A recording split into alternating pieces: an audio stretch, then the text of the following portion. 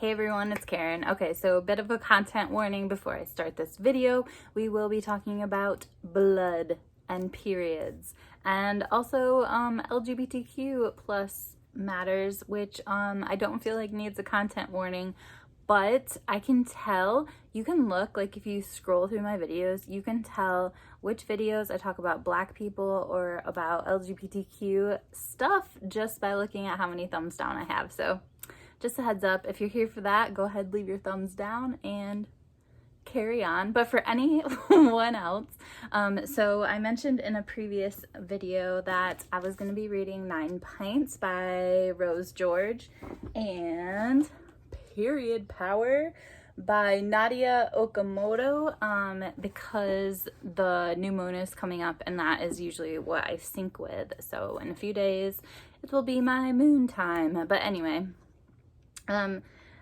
basically, when I picked up this book, Period Power, I was intending to get this book that I had heard mentioned a lot on BookTube, and the most memorable mention that I can think of right now is from, what's her name? Bookish Mama Blooms. She changed the name of her channel, and I still have to think about which one she is. So I heard her talk about Period Power, how much she loved it, and I just requested it from the library. And yeah, it's a different color or a different cover than the one she held up, but you know, she is in the UK, I'm not, and I didn't really match up the author. So this is not the book that she read, but I did really love this book. I just finished it now. It is for teen, which was another thing that kind of surprised me, was that it was for a YA audience, and I thought for some reason that her book was an adult book, so that's why we were reading different books. This book is really, really good though. It is written by someone who's quite a bit younger than me, I can tell based on her story of her first period, and it really just goes through like a lot of topics. Like I found it particularly good as someone who from time to time might teach reproductive health to students in a classroom, just about like the stuff that teachers tell you, but the other stuff that you might be curious about that no one really mentions to you. Like for example, what menstrual blood looks like, what it feels like to have a period, just like different things that you might be wondering about, that people don't really go over with you. They kind of go over like this just like very this is what happens sort of idea, and not like this is what it feels like in your body to have this happen to you. So that part was really cool. The other thing I loved about this book so much was just how on point she was with being very inclusive. So she talked about how like not every woman has a period, because there are trans women that may not. And then she also talked about how not everyone who has a period is necessarily a woman, because there's lots of trans men out there with periods. And she talked a lot about menstruating people and just used really inclusive language that I thought was super, super helpful. The other thing, there's one part in the book where she talks about like the different options you have for like staying clean and tidy during those times, and she specifically mentions a period cup that is easier to remove for those with like kind of like fine motor or muscle difficulties. And so I just thought that was really helpful as well, that she was thinking about that and the different reasons why people might choose different products. One of the things that made me say like, oh yeah, was basically about menstrual cups. So a few of my friends use them, and I've always been curious because I want to just kind of like reduce my harm on the environment and all this stuff. So I purchased one years ago and I was kind of terrified to try it. Plus there were some other reasons why I didn't feel like it would be the best option for me, but things have changed, and I decided that while I'm like kind of like working from home, which I'm not working from home now, but while I was, it would be a great time to try it. And I was also kind of encouraged by a video from Sarah from Your True Shelf, because she talks about how she tries to keep her home really green, and that includes like her personal products. But this is what it said. She said, "I assure you that when you meet women who normally use menstrual cups, you will feel you will feel from them an overwhelming passion for the product. The feeling when you make the switch from a disposable product you used to have to pay monthly for that creates waste is absolutely glorious. Still today, surveys have found that almost 98% of women in the United States use a combination of disposable period products, while only 2 to 3% opt for reusable products. So I was like, oh yes, like I am so excited. Like I want to talk to everybody about my menstrual cup now. I'm not going to show it to you, but I have the Diva cup. I'm a huge fan. Like it is like life-changing, so amazing. Yeah, I feel like it's just like so much more empowering to use this than other methods, and obviously it's super good for the environment. And yeah, so if you haven't tried one of these, I definitely think you should consider it, because yeah, I just feel like you're more in tune with your body when you're using it, and it's good for the environment, like I said. So the rest of this book just really goes through loads of other issues that you could have going on in your body.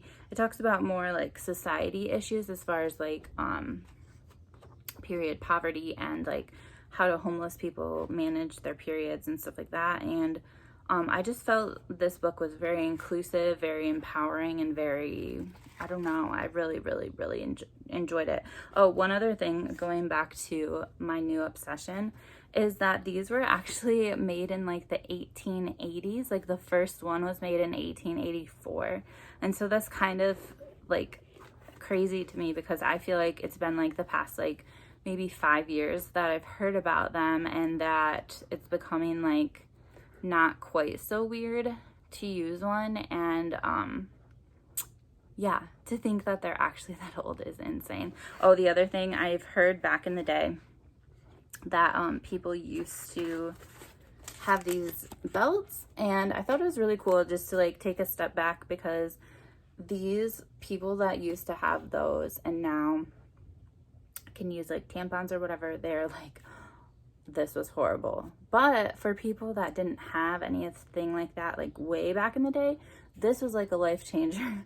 And so like tampons and all that are like 2.0, but this was the initial thing, and it was really like a really cleaner, just easier way for people to have periods back in the day. And it was actually created by a Black woman, which I thought was so cool. Mary Beatrice Davidson Kenner. She filed more patents than any other African American woman in history. So even though today we're like, no, it was such a huge life changer back in the day. So who would I recommend this book to? Like I said, it was written for a YA audience. When I actually read it though, like I got my period when I was 10. This was a bit too much information for me, like just like really going into a lot of, I don't know how to describe it. It's not like it would be too hard for me at age 10. It just felt like maybe it would be too much information for a 10-year-old, like really going into like history and society and all these things that could go wrong that probably won't, because your body is probably going to be okay. But just like, I guess it's good to know about the difference, like when you should go to the doctor. But I also think sometimes you hear like all these things that could go wrong. It could be really terrifying for a 10-year-old. And obviously not everyone is 10, but I'm just saying. So yeah, I guess for me, like this would be great for a high school student to read, just to feel more empowered about something that had been happening to them for quite some time. I also think it might be a good perspective for parents who are having kids that are going to be approaching like, you know, 9, 10, 11, 12, whatever, this kind of age range, because I think that because it is written for a YA audience, it kind of like tells things from that perspective. And I think that it might just help parents kind of try and think about it from the viewpoint of someone much younger than them, because like I think it's almost been 25 years for me. So some of the things she brought up, I was like, oh yeah, I get that. Okay, Then I read 9 Pints by Rose George, which is only about blood and not really so much connected to that book, although she does also talk about period poverty. So this book, like, I really enjoyed it. I will read anything Rose George writes. There's a few other books that Allie mentioned to me that I really want to get to by her. But basically, I've already kind of covered some of the really beginning interesting stuff where she really gives like an overview of like, this is what blood is, this is how it's formed, like this is how much that's taken out of your body when you go to give blood, and all sorts of stuff like that. There's also a lot of social sort of stuff in here. She's talking about back in the day that even hospitals that are as well known as Johns Hopkins, like they would separate white and black blood, and white patients would not have access to black blood, and probably the reverse. And so it's just like literally like everything was kept separate, and not even like it wasn't even stored by each other.